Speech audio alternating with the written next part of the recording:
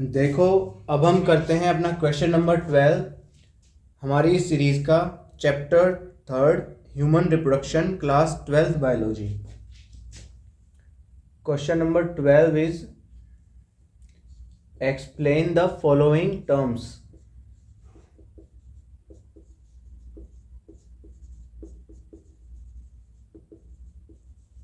हम 3 टर्म्स को यहाँ एक्सप्लेन करते हैं।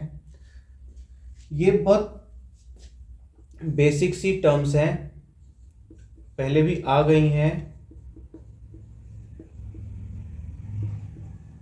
मैं फिर भी सेपरेट बताना चाहूँगा आपको ताकि कंफ्यूजन ना रहे। Spermiogenesis, spermiation, and third is spermatogenesis.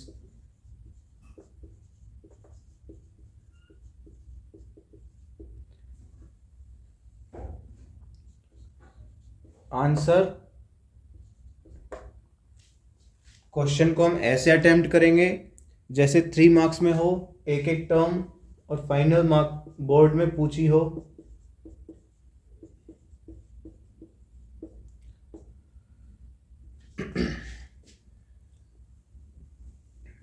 Spermatids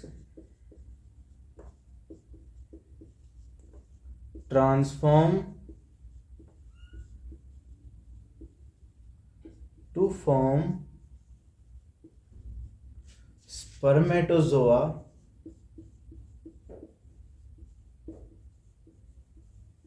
bracket में हम लिखते हैं इमेच्योर, बिकॉज स्पर्मेटिड से सबसे पहले इमेच्योर स्पर्मेटोजोआ बनता है through the process of spermiogenesis. यहां लिख देंगे by the process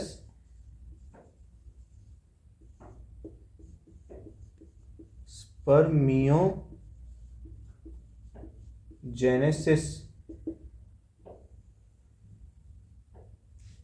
second number पे बी, स्पर्मिएशन क्या है। इन दोनों में बड़ा कंफ्यूजन रहता है, इसलिए मैं इसको बताता हूँ, फिर दोनों में डिफरेंस बताता हूँ।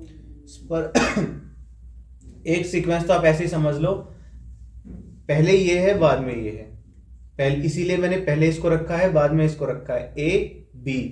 तो स्पर्मिएशन सबसे पहली बात तो याद रखने में आफ्टर स्पर्मियोजेनेसिस होगी। सो स्पर्मियोजेनेसिस पहले होगी और स्पर्मिएशन बाद में होगी।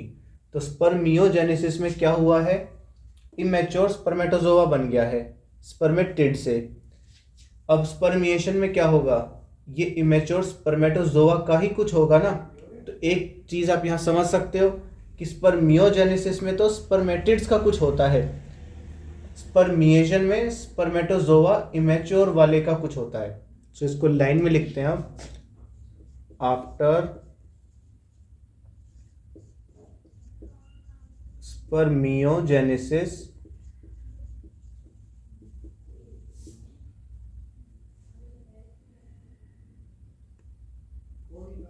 head of spermatozoa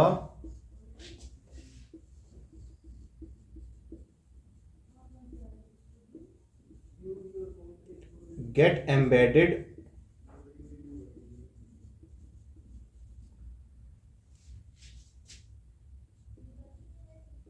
in Sertoli cell and get nourishment.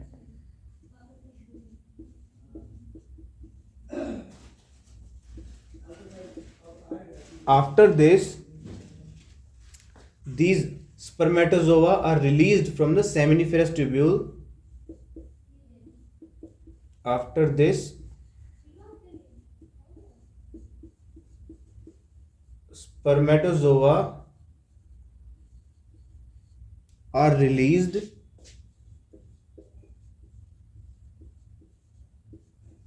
from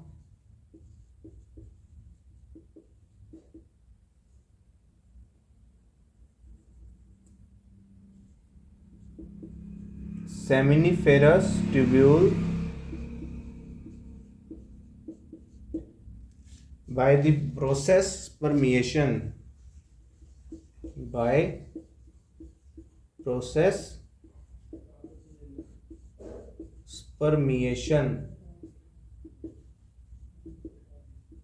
तो देखो रिलीज होने को स्पर्मिएशन कहा है, सेमिनिफेरस ट्यूब्यूल से फाइनली निकल जाए जब स्पर्म, इसको स्पर्मिएशन कहा है। The third is spermatogenesis, this is the complete process.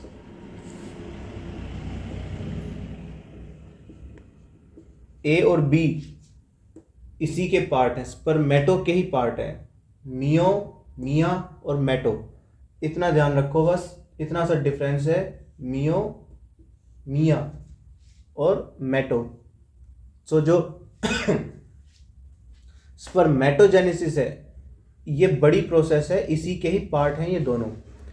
Formation of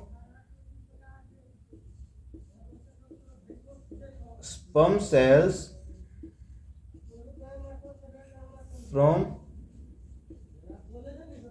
germ cells, sperm cells का बनना germ cells से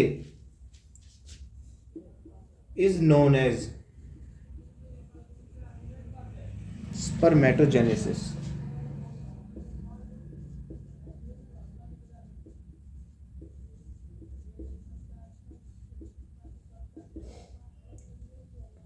अब मैं एक बार आपको फिर दोबारा से रिकैप कराना चाहता हूँ। देखो बहुत बेसिक सी छोटी सी प्रोसेस है, मैं यहाँ पे ही बता देता हूँ, आसानी से आपको समझ में आ जाएगी।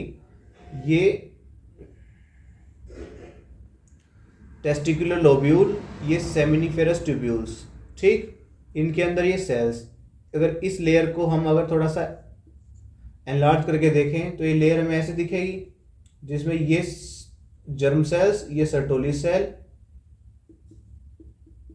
तो क्या होगा जब हमारे यहाँ से प्रोसेस करके स्पर्मेटोजेनेसिस प्रोसेस करके फाइनली ये स्पर्मेटिड्स बनते हैं ना, 1 से 4 बनते हैं, जब ये स्पर्मेटिड्स में जब फ्लैजला आ जाता है, मैं फ्लैजला यहाँ रिप्रेजेंट कर देता हूँ, ये फ्लैजला आ गया इधर, ठीक। जब ये स्पर्मेटिड्स से फ्लैजला आ जाए इसमें, इसको तो स्पर्मियोजेनेसिस बोलते हैं। और जब ये स्पर्मेटोजोआ फ्लैजला अटेन कर लेते हैं, यानी आफ्टर स्पर्मियोजेनेसिस, इनका हेड सर्टोली सेल में ऐसे एम्बेड होता है। एम्बेड होने के बाद में और ज़्यादा नरिशमेंट लेते हैं, नरिशमेंट के बाद में अब फाइनली इस सेमिनिफेरस ट्यूब्यूल से ये बाहर आ जाते हैं। सेमिनिफेरस ट्यूब्यूल से बाहर आने वाली प्रोसेस का नाम है स्पर्मिएशन। आई होप अब आपको ये अच्छे से क्लियर हो रहा है।